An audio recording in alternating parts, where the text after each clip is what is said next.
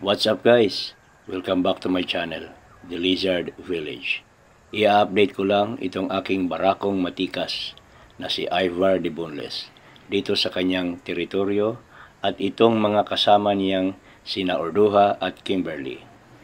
Merong tatlong nadagdag na dumalaga at ito'y sina Lagerta, Turvy at Helga.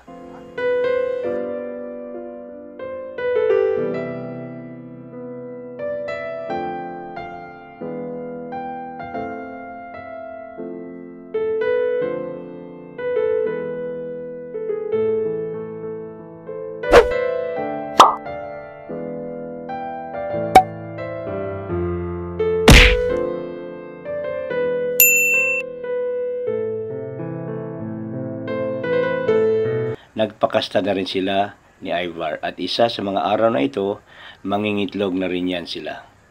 Ayos naman sila dito guys. Nung umpisa lang yun, lumalayo sina Lagerta, Turvy at Helga. Kalilipat lang kasi nila at nanibago pa kina Orduha at Kimberly. Sa ngayon, sabay-sabay na silang kumain at umiinom ng tubig.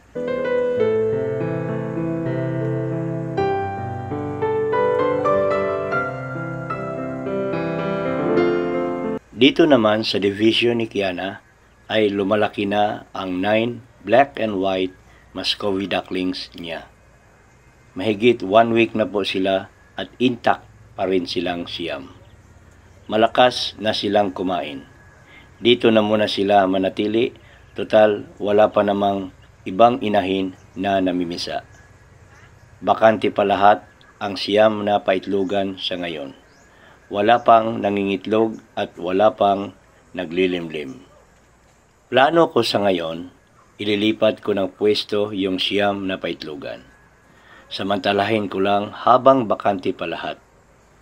Sa kabilang sulok ko sila ipopwesto at para lumuwag na rin ang teritoryo ni Ivar.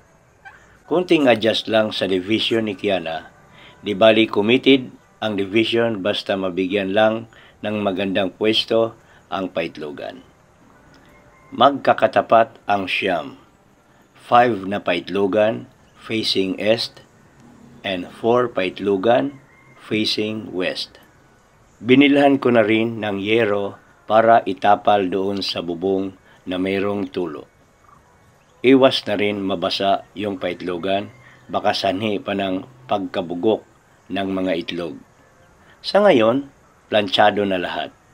Nakapwesto na ng maayos ang mga paitlugan at ligtas na sa tulo ng ulan. Back to Ivar's territory. Bali, 5 ngayon ang kinakastahan ni Ivar, bukod kay Kimberly na nagpapalit pa ng balahibo. Nandyan si Orduha na malapit na uli yang mangitlog.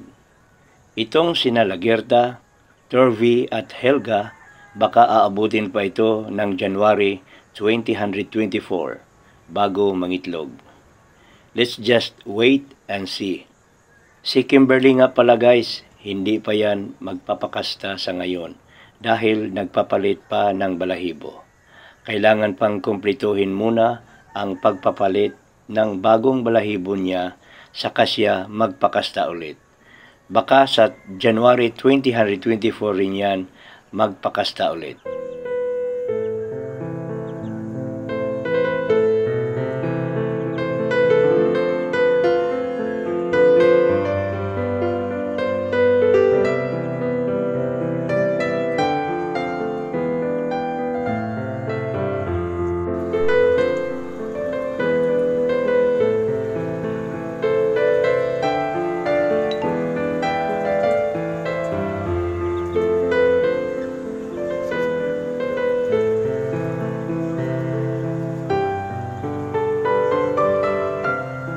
By the way, meron nga pala tayong available na mga batang barako at mga dumalaga pambinta.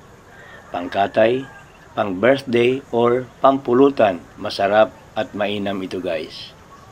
Sinong may gusto dyan, mag-comment at mag-message lang para pag-usapan ang presyo.